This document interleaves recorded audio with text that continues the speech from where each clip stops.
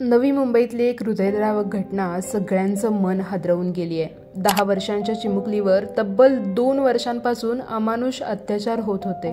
70 वर्षांच्या एका वृद्धाने त्या मुलीवर वारंवार अत्याचार केले। त्या नराधमानं पैशाचं आणि रेशनचं आमिष दाखवून आईला फसवलं। 2.5 लाख रुपये आणि महिन्याचं रेशन या सौद्याच्या बदल्यात आईने स्वतःचं लेकरू त्या माणसाकडे सोडून दिलं। ती रोज रात्री मुलीला त्या माणसाकडे ठेवून स्वतः घरी परतायची। तो मुलीला दारू पाजायचा, अत्याचार करायचा आणि कुणाला सांगितलं तर मारून टाकेन असं धमकवायचा। ही वेदनादायक गोष्ट अखेर पोलिसांच्या छाप्यात समोर आली आहे। त्या घरात मुलगी आणि आरोपी सापडले आणि पोलिसांनी दोघांनाही, मुलीची आई आणि त्या वृद्धाला अटक केली आहे। न्यायालयाने त्यांना 4 नोव्हेंबरपर्यंत पोलीस कोठडी सुनावली आहे।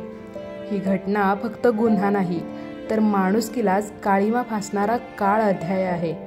आई लेकराचं नातं उद्ध्वस्त झालंय, विश्वासाचा धागा तुटलाय। अशी काय परिस्थिती असेल त्या आईची की स्वतःच्या पोटच्या लेकराला असं सोडून यावं लागलं असेल।